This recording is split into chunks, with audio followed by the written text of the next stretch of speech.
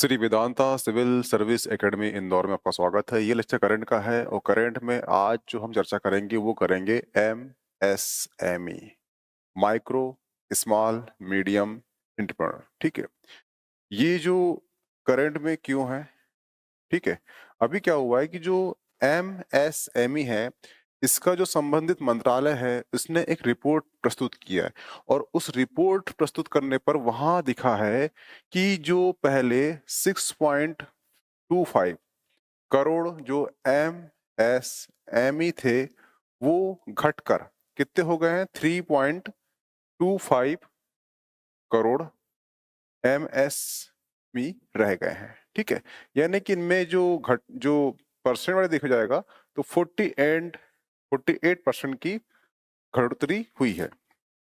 यानी अभी जो एमएसएमई का जो संबंधित मंत्रालय है इसने रिपोर्ट प्रस्तुत किया है। इस रिपोर्ट में कहा गया है कि जो पहले यानी कि आज से 7 साल पहले, यानी कि आज से 2017 बोल दो या 2016 बोल दो, ठीक है, इसके इस ईयर में जो एमएसपी कितने थे, उनकी संख्या थी 6.25 करोड़ थी। ठीक है, परंतु आज आज यानी कि 2023 में ये घट कितने हो गए हैं, ये हो गए हैं 3.25 करोड़ हो चुके हैं। और देखा जाए परसेंट वाइज तो 48% की इसमें कटौती हुई है। तो इसलिए ये क्वेश्चन करंट का टॉपिक बना हुआ है। दूसरा क्वेश्चन कि आपको ये क्वेश्चन, ये जो टॉपिक है, क्यों पढ़ना चाहिए।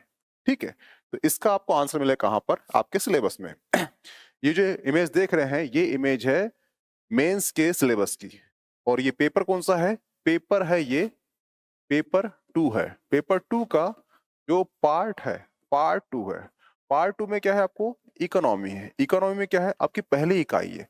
पहली इकाई में दिया गया है भारत में कृषि, उद्योग और सेवा क्षेत्र के मुद्दे की पहल। ठीक है, तो जो उद्योग है, ठीक है, यहाँ पे आता है एमएसएमई, आपको पढ़ने में आता है, ये टॉपिक यहाँ दिया है। ठीक है, एमएसएमई जो है भारत का सेकेंड ऐसा सेक्टर है जो सर्वाधिक रोजगार देता है। प्रथम कौन सा है, प्रथम है कृषि। ठीक है, प्रथम है कृषि और सेकंड कौन सा है, एमएसएमई है। ठीक है, इसलिए आपके सिलेबस में डायरेक्ट मेंशन है। इससे हर साल यूपीएससी हो, पीएससी हो, पीसीएस हो, जो भी हो, आपको इकोनॉमी यहाँ से एक क्वेश्चन आपको डायरेक्ट दिखता है कि एमएसएमई क्या है। ठीक है, इस टाइप का। तो प्लीज वो लेक्चर वॉच कीजिए। अब क्वेश्चन उठता है कि एमएसएमई क्या है। ठीक है, तो जो एम है इसका, ये है माइक्रो, ये है स्मॉल और ये है मीडियम और ये है उद्यम। ठीक है, ये क्या है, तो ये इसमें 3 उद्योग होते हैं। एक होता है सूक्ष्म, एक होता है लघु, एक होता है मध्यम। इनकी लेयर है, अगर आप 1 करोड़ तक का इन्वेस्ट करते हो तो वो कहलाएगा माइक्रो। अगर आप 10 करोड़ तक का इन्वेस्ट करते हो तो वो कहलाएगा स्मॉल या लघु।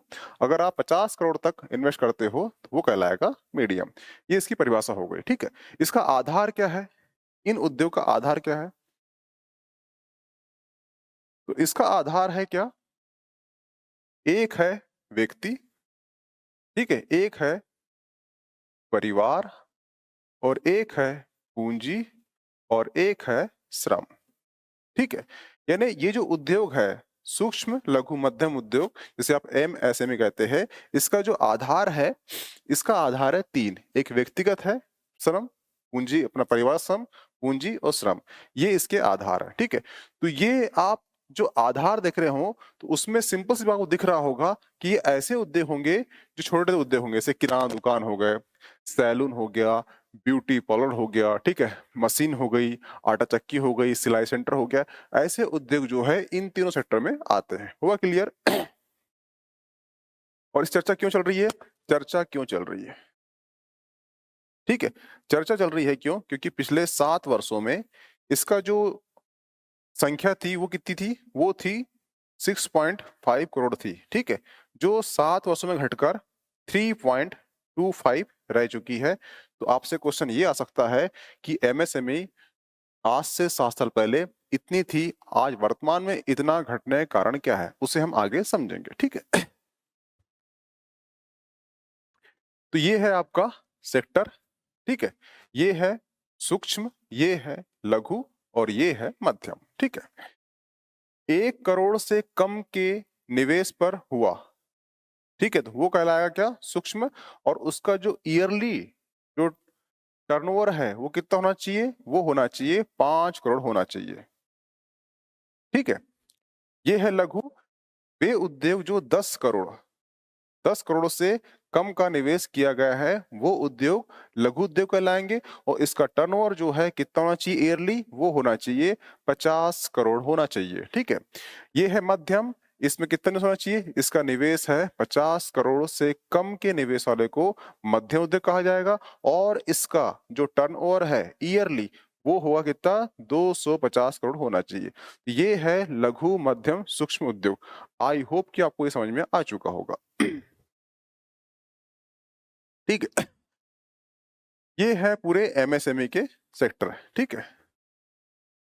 और जो एमएसएमई है देख लीजिए आप, किराना, होटल, फूल दुकान, फल दुकान, सब्जी मील, ठीक है, ये मील यानी कि छोटी मील हो गए, दूध, पशु, मुर्गी पालन केंद्र, ठीक है, फर्नीचर, मोटरसाइकिल, पार्लर, सैलून, ऐसे करीबन 500 जो प्रोडक्ट है ये एमएसएमई बनाता है, ठीक है। जब इतने प्रोडक्ट बनाता है तो ये क्या कहलाता है, भारत की अर्थव्यवस्था की रीढ़ की हड्डी कहलाता है, ठीक है।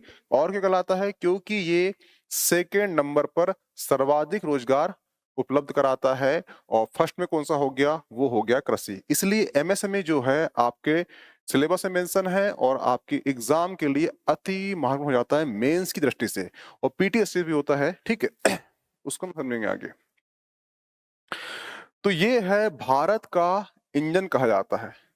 भारत का इंजन बोल दो या फिर भारत का रीढ़ की हड्डी बोल दो, ठीक है। क्यों कहा जाता है, क्योंकि ये जितने भी उद्योग हैं, कुल उद्योग का 36% यानी कि 36% जो हिस्सा है वो एमएसएमई का सेक्टर है। जितने भी उद्योग है, जैसे कि मान लो ये टोटल 100% उद्योग है, ठीक है। इसमें से जो 36% उद्योग है वो किसका है, एमएसएमई का है।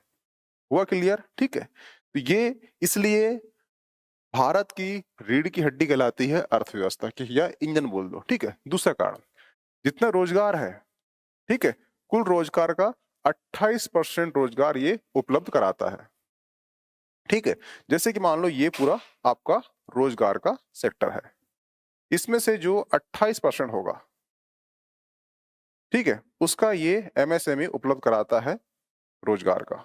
इसलिए ये आपके लिए जो भारत की अर्थव्यवस्था की रीढ़ की हड्डी कहलाता है, ठीक है। जीडीपी का ये 29% हिस्सा उपलब्ध कराता है। इसका योगदान कितना है, ये जीडीपी मान लो इतना, ठीक है। इसका ये 29% जो है हिस्सा किसका है, एमएसएमई का है। यानी कि 20 जितने कुल जीडीपी का जो एमएसएमई का योगदान है वो कितना है, 29% योगदान है जीडीपी में किसका, एमएसएमई का। ये पहले अधिक था, 50 था पहले, 40 था पहले, परंतु घटकर इतना हो चुका है। घटा क्यों है, इस पे क्वेश्चन आएगा, उसका हम आगे सोल्यूशन देखेंगे, ठीक है। ये है एमएसएमई में अगर आप उद्योग खोलते हो उसके अंतर्गत तो उसके लाभ क्या है। लाभ क्या है, एमएसएमई की सरकारी निविदा प्राप्त करने में मदद मिलती है, पहला इसका लाभ हो गया। दूसरा लाभ, बैंक लोन के तहत पूरी तरह से 15% है, ठीक है, 15% ब्याज पर बॉन्ड प्राप्त होता है। व्यापार के क्षेत्र में लाइसेंस प्राप्त करना हो, ठीक है, या फिर प्रवेश और पंजीकरण प्राप्त करना हो, ये आसान हो जाता है इसके अंतर्गत आप अगर अपना उद्योग खोलते हो तो। रजिस्ट्रेशन हो गया एमएसएमई में, ठीक है, कि जो टैरिफ होता है, टैरिफ में जो टैक्स होता है, टैक्स या कैपिटल लेबल्स होता है उसमें मिल जाता है, ठीक है। ये है डायरेक्ट टैक्स, डायरेक्ट टैक्स के तहत छूट मिल जाती है। तो ये सब लाभ होते हैं। कभी आपको क्वेश्चन आया कि एमएसएमई के लाभ क्या है, तो ये लाभ है इसके। ये आपका मेंस का पार्ट है। ये आपका महत्व हो गया कि एमएसएमई का कोई महत्व पूछता है तो महत्व क्या लिखोगे आप, ये वर्तमान है, डाटा पहले बड़ा था अब छोटा हो गया, ठीक है।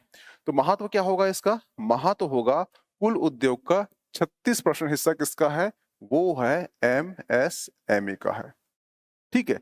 कुल रोजगार कितना, 28% रोजगार का ये अवसर प्रदान करता है। कौन? एमएसएमई। ठीक है। जीडीपी का कितने परसेंट योगदान है? वो है 29% जीडीपी का योगदान है। किसका? एमएसएमई का। 12 करोड़, ठीक है, लगभग 12 करोड़ रोजगार ये उपलब्ध कराता है लोगों को। कौन? एमएसएमई। 650 वस्तुएं, लगभग इससे अधिक वस्तुओं का ये निर्माण करता है। इसलिए ये भारत की अर्थव्यवस्था का इंजन कहो या भारत की अर्थव्यवस्था की रीढ़ कहो, इसलिए कहलाता है। ये इसका महत्व हो गया।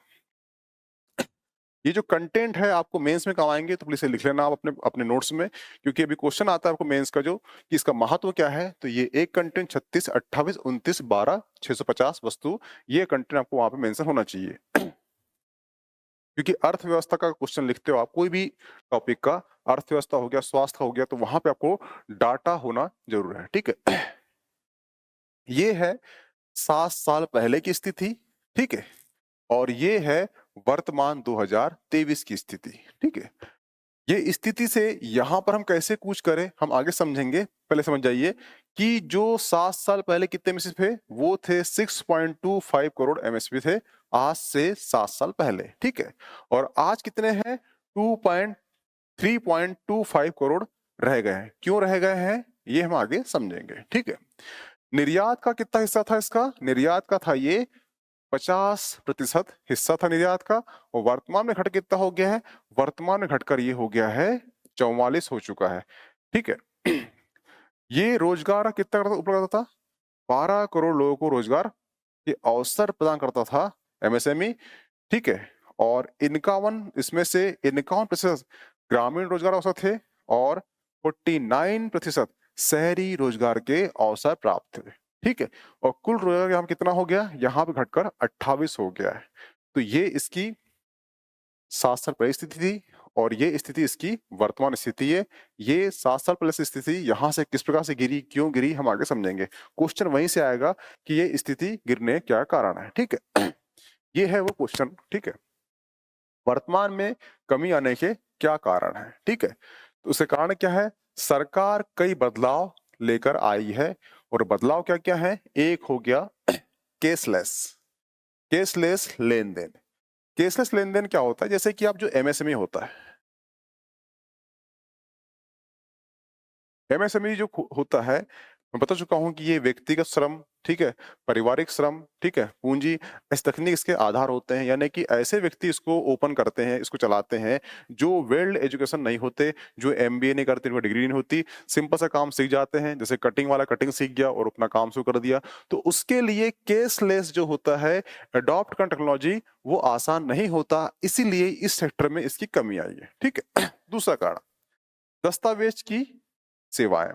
जो डॉक्यूमेंटेशन होता है, जो डॉक्यूमेंट होते हैं, ये उतने से मैनेज नहीं कर पाते। क्यों? क्योंकि पढ़े लिखे होते नहीं है, तो इनको समझ में आता नहीं है। सिंपल से अपना किराना, अपना सा सामान लाए शहरों से, बेचे, जो मुनाफा हुआ वो रख ली। इनका इतना सा काम होता है। इस चक्कर में ये नहीं पढ़ते कि इसका डॉक्यूमेंट क्या होना चाहिए, कितना बिलिंग होना चाहिए, ये सब चीज नहीं करते। इसलिए ये भी चीज जो है, ये इनके दायरे के बाहर होती है। इसलिए इस क्षेत्र में इस सेक्टर में जो एमएसएमई की कमी, इस कारण का आने का एक कारण ये भी है। ठीक है। दूसरा है, एक हो गया अपना कौन सा? जीएसटी। जीएसटी, जो जीएसटी होता है, जीएसटी का हिसाब रखना इनके लिए आसान नहीं है। सिंपल बात है, क्योंकि ये ना एमबी करे हैं ना डिग्री करे हैं, तो ये इतने अवेयर नहीं होते कि जीएसटी का हिसाब रखे, हमने इतना बिलिंग लाया, जीएसटी 3 नंबर ये देना है, ये देना है, ये इनके बस की बात नहीं होती। तो ये टेक्नोलॉजी अडॉप्ट नहीं कर पाए। इस कारण से इनने अपना रोजगार, अपना जो उद्योग था वो बंद कर दिया। जब बंद कर दिया तो इसका परिणाम क्या हुआ? 6 पॉइंट से घटकर कितना हो गया? ये 3.25 हो चुका है। इसलिए हुआ है। ठीक।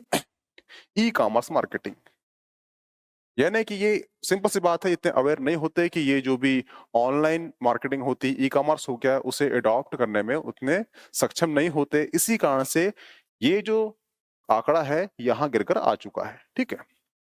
वैश्विक मानक पैमाना, यानी कि वैश्विक मानक पैमाना जो होता है, उसको ये सही तरीके से इम्प्लीमेंट नहीं कर पाते कि जो पैमाना ग्लोबल स्थिति में चल रहा है उसी पैमाने के अकॉर्डिंग हम वस्तु निर्माण करें, उसको बेचें, उसको ये करें, ये सब चीज़ इनके बस की बात नहीं होती। सिंपल क्यों है? क्योंकि इतने अवेयर नहीं होते, पढ़े लिखे नहीं होते, एमबीए नहीं करते, ठीक है? तो इसीलिए जो एमएसएमई है, इसका जो दायरा है, इसका जो आंकड़ा है 6.25 से गिरकर 3.25 हो चुका है, ठीक है? एक कारण कौन सा है? एक कारण है आरबीआई, ठीक है? आरबीआई क्या लाती है? वो लाती है मौद्रिक नीति लाती है। मौद्रिक नीति क्या होता है? वो नियंत्रण स्थापित करती है। किसमें? तरलता में। तो कई बार क्या होता है कि वो रेपो रेट या जो दर है, ब्याज दर बढ़ा देती है। जब ब्याज दर बढ़ाती है आरबीआई तो क्या होता है? जब ब्याज दर बढ़ जाएगा तो जो ईएमआई है, इसमें वृद्धि होगी, ठीक है? जब इसमें वृद्धि होगी तो लोगों के पास पैसा खर्च करने के लिए पैसा नहीं होगा। जब पैसा खर्च करने पैसा नहीं होगा तो वो वस्तु नहीं लेंगे। जब वस्तु नहीं लेंगे तो जो एमएसएमई में जो वस्तु बिक रही है वो वस्तु भी नहीं बिकेगी। जब वो बिकेगी नहीं तो नई वस्तु बनेगी नहीं। जब वस्तु नहीं बनेगी नहीं तो रोजगार जो मिल रहा है उनको रोजगार मिलेगा नहीं। और वो लोग जो होंगे जो लोग रोजगार मिल रहा था, ठीक है, वो लोग अपने गांव की ओर कूच करेंगे। जब गांव की ओर जाएंगे तो अभी इस साल जो है, जो मनरेगा है, उसका जो 89,000 करोड़ था, ठीक है, वो घटाकर 60,000 करोड़ बजट कर दिया गया है। तो यहाँ पर बजट गिर गया है किसका? मनरेगा का। अब ये लोग कहाँ जाएंगे? ये जाएंगे गांव, वहां जाएंगे मनरेगा में काम कर ले। परंतु जब बजट गिर गया है तो सिंपल सी बात, वहां भी रोजगार के अवसर कम होंगे।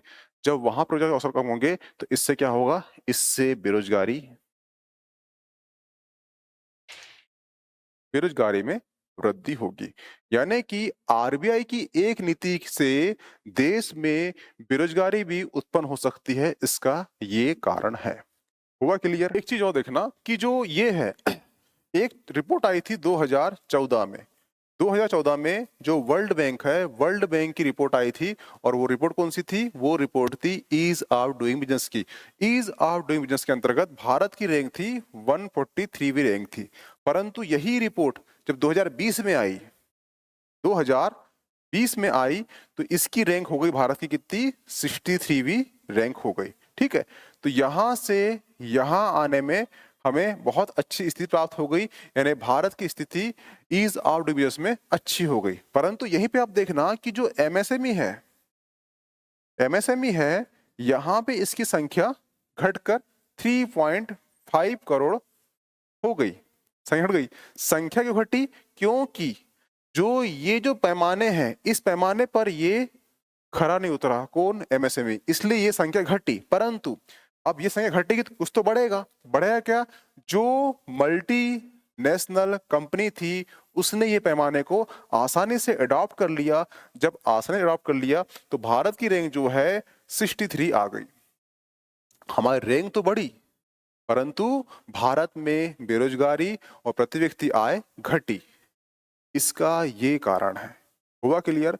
इसलिए भारत की सरकार जो है इसको एमएसएमई के सेक्टर में अच्छा काम करने के लिए, कल्याण करने के लिए प्रयास करना चाहिए।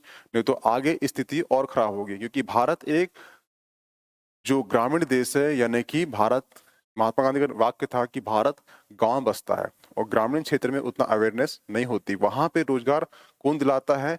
वहां पे रोजगार दिलाता है एमएसएमई ही। इसलिए एमएसएमई को हम बढ़ाएंगे तभी प्रति व्यक्ति आय बढ़ेगी, और प्रति व्यक्ति आय बढ़ने से है जीडीपी बढ़ेगी, और जीडीपी बढ़ने से ही वर्ल्ड हैप्पीनेस में अपनी रैंक भी अच्छी हासिल होगी। हुआ क्लियर? अब चलते हैं नेक्स्ट में। तो ये है मेंस कंटेंट, ठीक है? मेंस कंटेंट क्या है? एमएसएमई के सकारात्मक पक्ष ये क्या है? कुल उद्योग का 63% हिस्सा किसका है? वो है एमएसएमई का। कुल रोजगार का कितना हिस्सा है? वो है 28% रोजगार उपलब्ध कराता है एमएसएमई।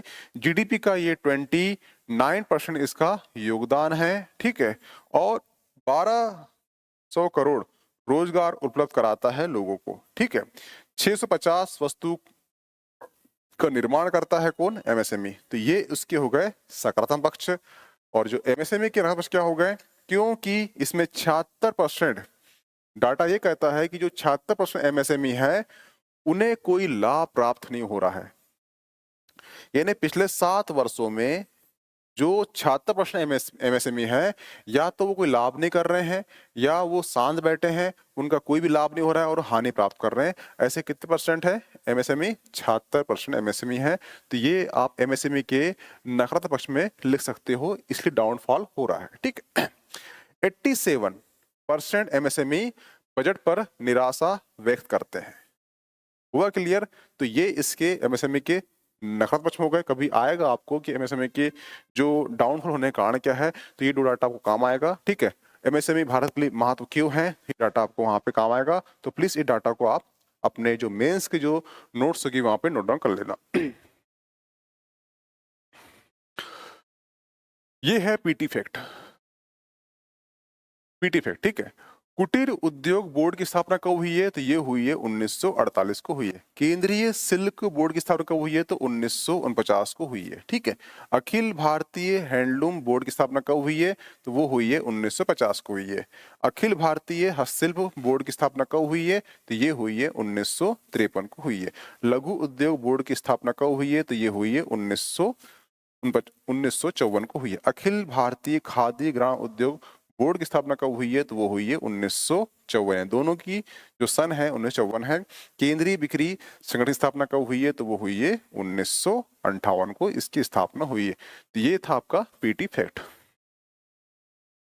ठीक है। तो ये जो आपका लेक्चर था एमएसएमई का, ये करंट में टॉपिक चल रहा था, क्योंकि इसके जो संख्या है वो 6.25 करोड़ से घटकर 3.25 करोड़ संख्या हो चुकी है एमएसएमई की, इसलिए ये हॉट टॉपिक बना हुआ है। और ये आपके डायरेक्ट मेंस में सिलेबस में है, इसलिए ये आपके प्री और मेंस दोनों की दृष्टि से मार्क में आता है। ये जो कंटेंट, ये जो पीडीएफ है आपको श्री वेदांता के टेलीग्राम चैनल मिल जाएगी। ठीक है, प्लीज ज्वाइन कर लीजिए। Okay, thanks.